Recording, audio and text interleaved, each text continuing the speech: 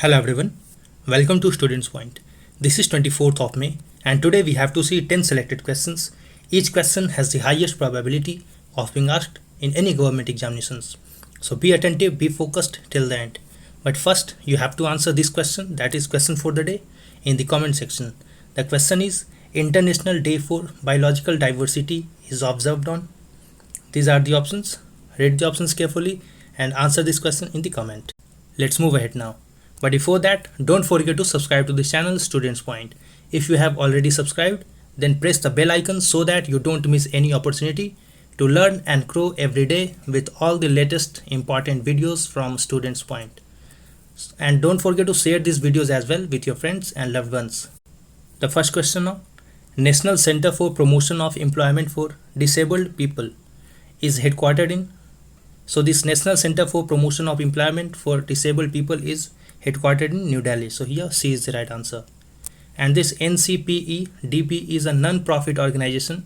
It works as an interface between government, industries, international agencies and voluntary sectors towards empowerment of disabled persons.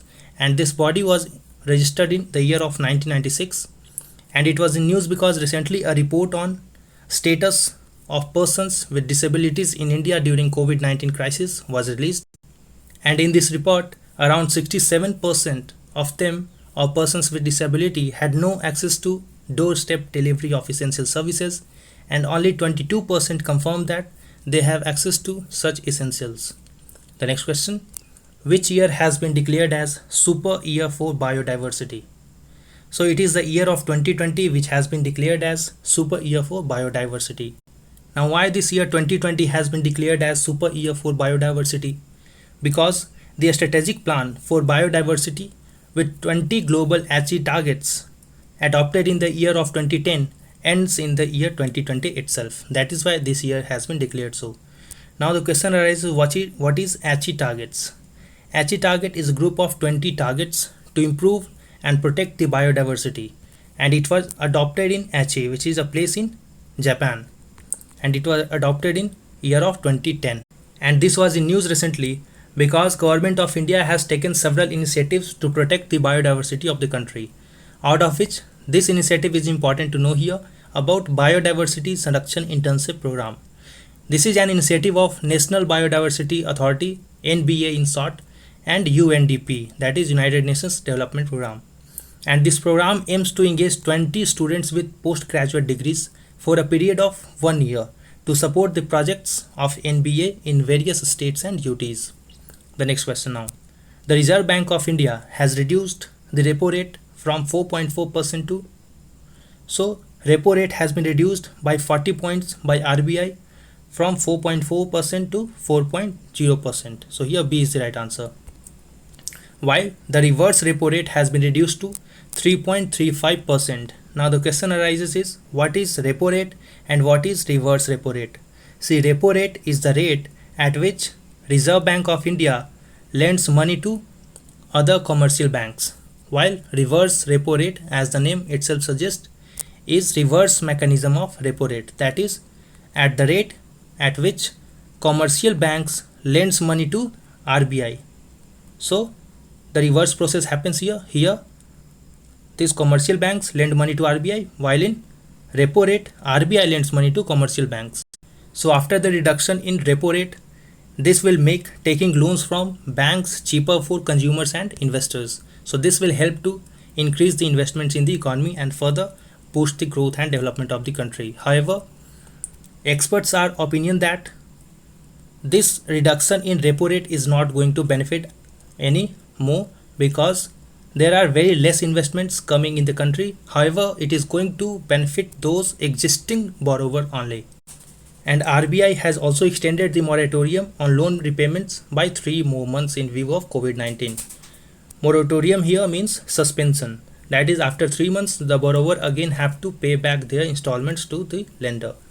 The next question now. Consider the following statements about executive boards of WHO, World Health Organization. Executive board of WHO is composed of 34 technically qualified members elected for 3-year term. This statement is correct. It consists of 34 qualified members and they are elected for just 3-year terms.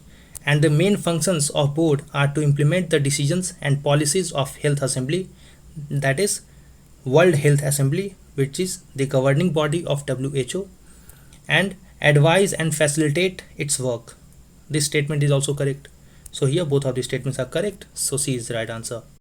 And recently, Dr. Harshvardhan has been elected to chair the 148th session of Executive Board, and he will chair the 148th session in the January month 2021. However, he will continue to be member of Executive Board till 2023. So a member is elected for 3-year term and he will chair this 148th session, and this was the 147th session in which he was elected as the chairman of 148th session. The next question now. Which edition of status paper on government debt has been released by Government of India recently? So it was the 9th status paper on government debt which was released by Government of India recently. So this status paper on government debt is being released since 2010-2011, and the 9th edition covers details of financing operations of fiscal deficit of central government during the year of 2018-19. This status paper includes debt management strategy of central government for the financial year from 2019-20 to 21-2022.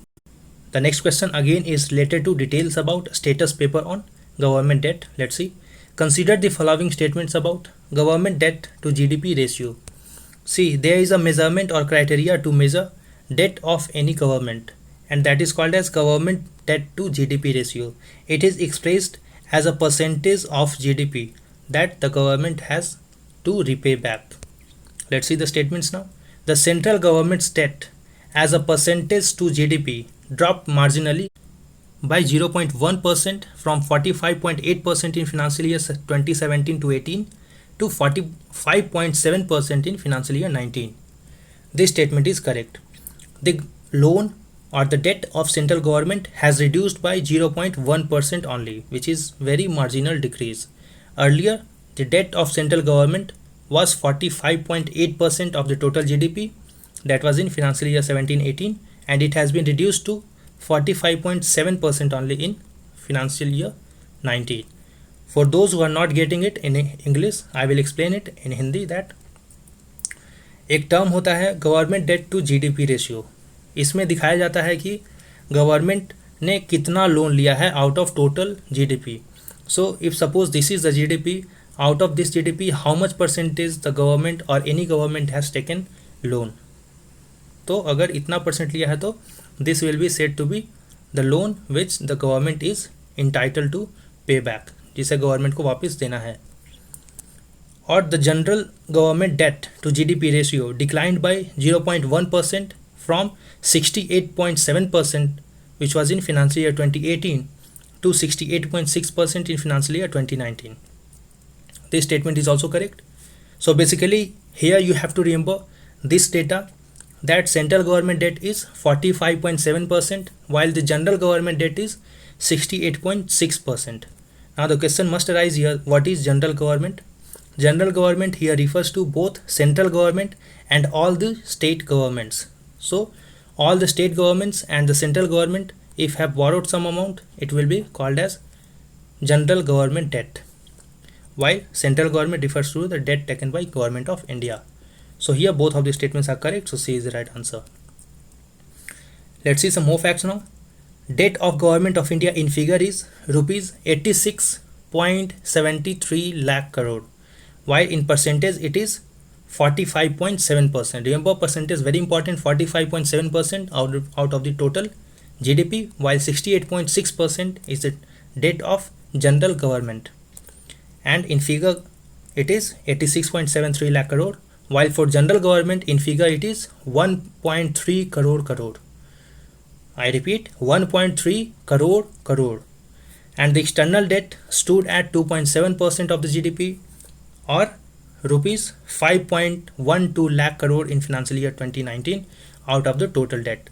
So remember that out of the total debt that the government has taken, 2.7% debt has been taken by external entities or out of the government, And this was the previous day question. Konark Sun Temple is located in, so it is located in Odisha. So B is the right answer here. The next question now. Consider the following statements about Umang app. Umang app stands for Unified Mobile Application for New Age Governance. This statement is correct. Unified Mobile Application for New Age Governance.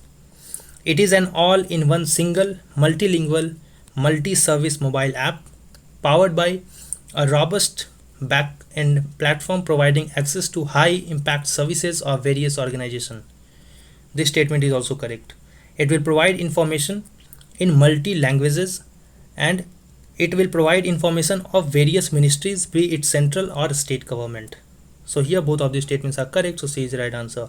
And it was in news because Indian Meteorological Department cyclone warnings, weather forecast, rain information, tourism related updates and other services will now be updated on this Umang app as well.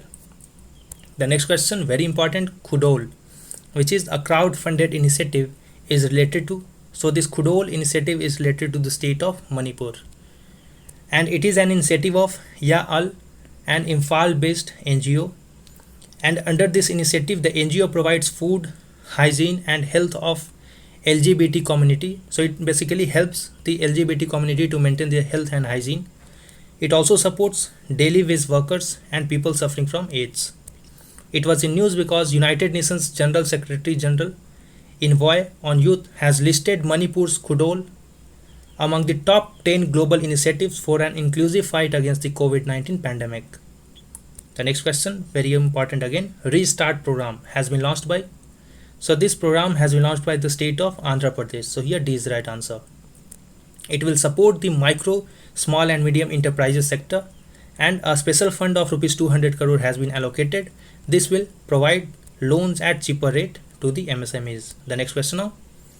Open Skies Treaty, which was entered in force in. So this Open Skies Treaty entered in force in the year of 2002. So here B is the right answer. And this treaty was signed in 1992 and it entered into force in the 1st of January 2002 and currently 34 states are party to this treaty. And it is an agreement that allows countries to monitor signatories' arms development by conducting unarmed reconnaissance surveillance flights over the territory of treaty countries. So this agreement provides one country access to other country's territory to have a surveillance over the other country, that whether or not this country is developing any arms that may be threatful to its national security or the security of the entire world. So it was in news recently because US has decided to withdraw from this treaty, citing the reason that Russia is not following this treaty with all its rules. Though you don't need to remember names of all these 34 countries, but still for the worst case scenario, you must have a look here, particularly on the important countries. These are Canada, France, Germany, UK, Spain, Italy, Russia, Turkey, Sweden, Portugal, Finland. Then we have Ukraine as well, Hungary in this group. But there is one more country, that is Kyrgyzstan, which has signed this treaty but not has ratified. Now what is the difference between signatory and ratification, or signing the treaty but not ratifying the treaty? See, signing the treaty means when there was meeting for signature of this treaty, government or representative of that government or that country has signed that treaty. But once that treaty was taken into consideration in the national parliament or the national assembly back in home, then that was not ratified and not passed by that assembly or legislative assembly of that national government. That is why it is called as not ratified. Once it is passed by the national assembly or legislative assembly of any country, then it is called as ratified. I hope you understand the difference between signatory and ratification. So Kyrgyzstan is the only country that has not ratified this treaty, though it has signed it. And the Open Skies Consultative Commission is the implementing body for this treaty on open skies. So share this video, like the video if you find it useful, answer the question in the comment section, subscribe to the channel and press the bell icon to receive all the notifications at the earliest, and wait for the upcoming video. Until then, stay at your home, stay safe, and thanks a lot.